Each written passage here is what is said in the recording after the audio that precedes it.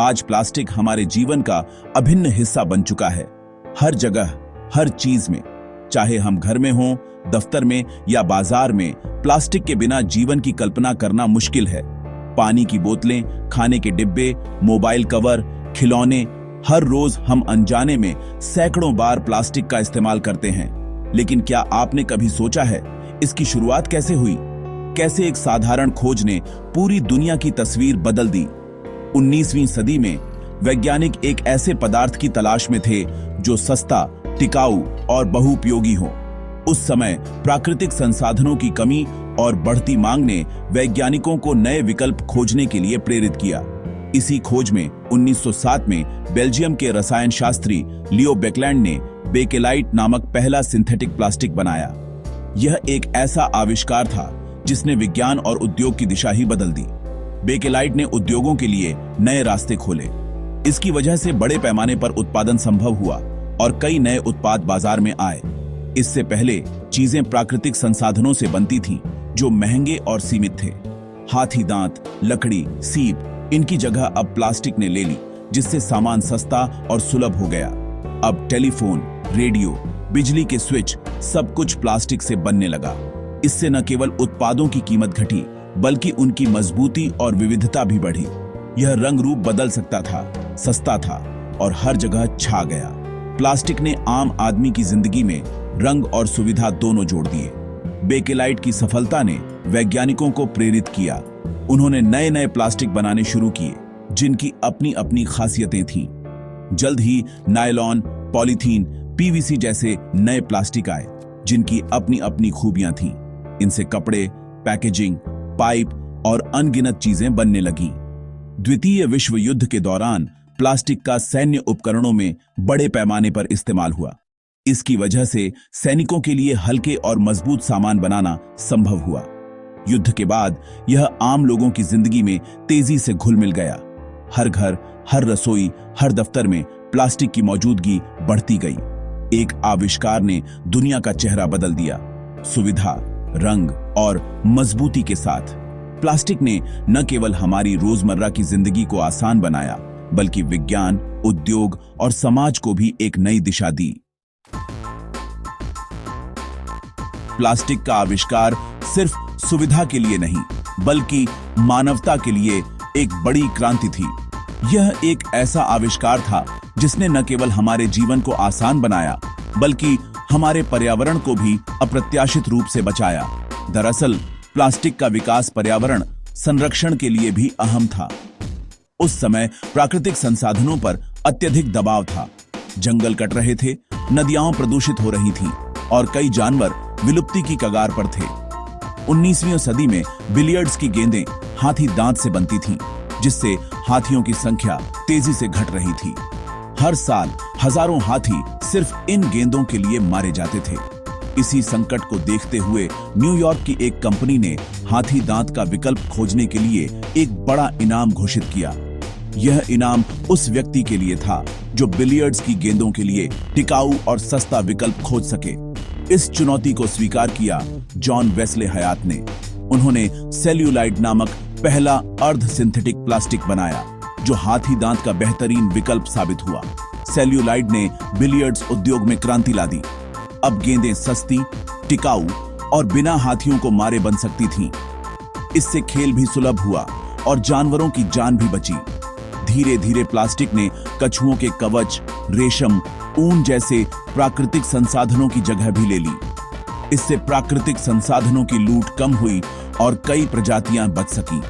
Plastic के कारण जानवरों और पौधों पर दबाव कम हुआ और जंगलों तथा जीव जंतुओं को राहत मिली। यह एक अनदेखा लेकिन महत्वपूर्ण बदलाव था। शुरुआत में प्लास्टिक को प्रकृति का रक्षक माना गया। अखबारों और पत्रिकाओं में इसकी खूब तारीफ हुई और इसे मानवता के लिए वरदान बताया गया।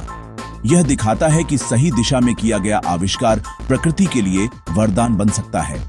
जब विज्ञान और संवेदनशीलता साथ चलते हैं, तो इंसान और प्रकृति दोनों का भला होता है। प्लास्टिक ने 20वीं सदी में हर घर, दफ्तर और अस्पताल में जगह बना ली। चिकित्सा क्षेत्र में प्लास्टिक ने डिस्पोजेबल सिरिंज, दस्ताने, आईवी बैग जैसी चीजें संभव की। संक्रमण कम हुआ, इलाज सस्ता और सुरक्षित हुआ। कृत्रिम अंग और हृदय वाल्व भी प्लास्टिक से बनने लगे, जिससे लाखों लोगों की जान बची। खाद्य उद्योग में प्लास्टिक पैकेजिंग ने भोजन को ताजा और सुरक्षित रखना आसान बना दिया। इससे भोजन की बर्बादी घटी। बच्चों के खिलौने, फर्नीचर, कपड़े, जूते, हर चीज सस्ती और सुलभ हो गई। परिवहन में भी प्लास्टिक ने कारों, ट्रेनों, हवाई जहाजों को हल्का और ईंधन कुशल बनाया। प्लास्टिक आधुनिक जीवन की पहचान बन गया, सुविधा और प्रगति का प्रतीक। प्लास्टिक की सबसे बड़ी खूबी टिकाऊपन धीरे धीरे सबसे बड़ी समस्या बन गई। एकल उपयोग प्लास्टिक जैसे बोतलें, बैग, स्ट्रॉ मिनटों में फेंक दिए जाते हैं, लेकिन सदियों तक नष्ट नहीं होते। शहरों में कूड़े के ढेर बढ़ने लगे, जिनमें प्लास्टिक की मात्रा सबसे ज्यादा थी। प्लास्टिक कचरा नदियों, झीलों और महासागरों तक पहुंच गया। समुद्र में प्लास्टिक के द्वीप बन गए। कछुए, व्हेल, पक्षी, कई जीव प्लास्टिक खाने या उसमें फंसने से मरने लगे। जो आविष्कार कभी जानवरों को बचाने के लिए था, वही अब नई प्रजातियों के लिए खतरा बन गया। यह विडंबना हमें सोचने पर मजबूर करती है। सुविधा की कीमत क्या है? आज हर जगह प्लास्टिक कचरा दिखता है। सड़कों, नालियों, खेतों में प्लास्टिक लैंडफिल में हजारों साल तक पड़ा रहता है। धीरे धीरे टूटकर माइक्रोप्लास्टिक में बदल जाता है। ये सूक्ष्म कण मिट्टी की गुणवत्ता बिगाड़ते हैं, पौधों की जड़ों तक पानी और पोषक तत्व नहीं पहुंचने देते। किसान जब फसल उगाते हैं तो माइक्रोप्लास्टिक पौधों में समा जाता है। हमारे खाने में भी प्लास्टिक पहुंच रहा है। प्लास्टिक उत्पादन में जीवाश्म ईंधन और रसायनों का इस्तेमाल होता है, जिससे ग्रीन हाउस गैसें बढ़ती हैं। यह हमारी जमीन, भोजन और जलवायु तीनों को नुकसान पहुंचा रहा है। धरती पर प्लास्टिक का बोझ अब चेतावनी बन चुका है। हर साल लाखों टन प्लास्टिक कचरा नदियों के रास्ते समुद्र में पहुंचता है। यह समस्या लगातार बढ़ती जा रही है। नदियां, जो कभी जीवनदायिनी मानी जाती थीं, अब प्लास्टिक के कचरे का मुख्य मार्ग बन गई है। अब कोई महासागर इससे अछूता नहीं। दुनिया के हर कोने में, चाहे वह आर्कटिक हो या हिंद महासागर, प्लास्टिक का जहर फैल चुका है। समुद्री जीव प्लास्टिक के जालों में फंसकर या उसे खाकर मर जाते हैं। कछुए, पक्षी, मछलियां और डॉल्फिन तक इसकी चपेट में आ चुकी है। कई बार ये जीव प्लास्टिक को भोजन समझकर निगल लेते हैं, जिससे उनकी मौत हो जाती है। समुद्र में छोड़े गए मछली पकड़ने के जाल भी जानलेवा साबित होते हैं।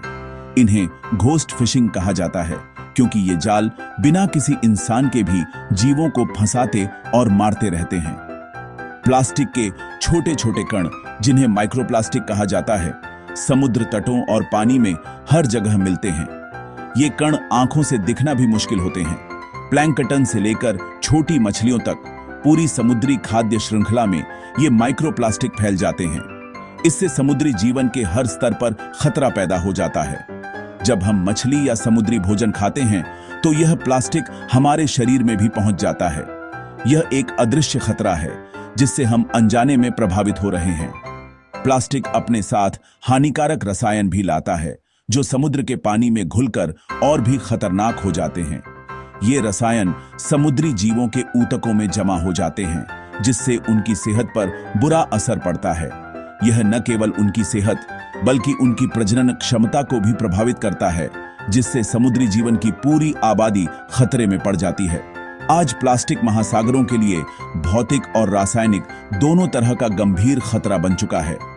अगर समय रहते कदम नहीं उठाए गए तो समुद्री जीवन और मानव स्वास्थ्य दोनों पर इसका असर और भी गहरा होगा। प्लास्टिक न सिर्फ जमीन और पानी बल्कि हवा को भी प्रदूषित कर रहा है। प्लास्टिक उत्पादन के दौरान कारखानों से हानिकारक गैसें निकलती हैं, जो सांस की बीमारियां बढ़ाती हैं। कई जगह प्लास्टिक कचरा जलाया जाता है, जिससे जहरीला धुआं निकलता है।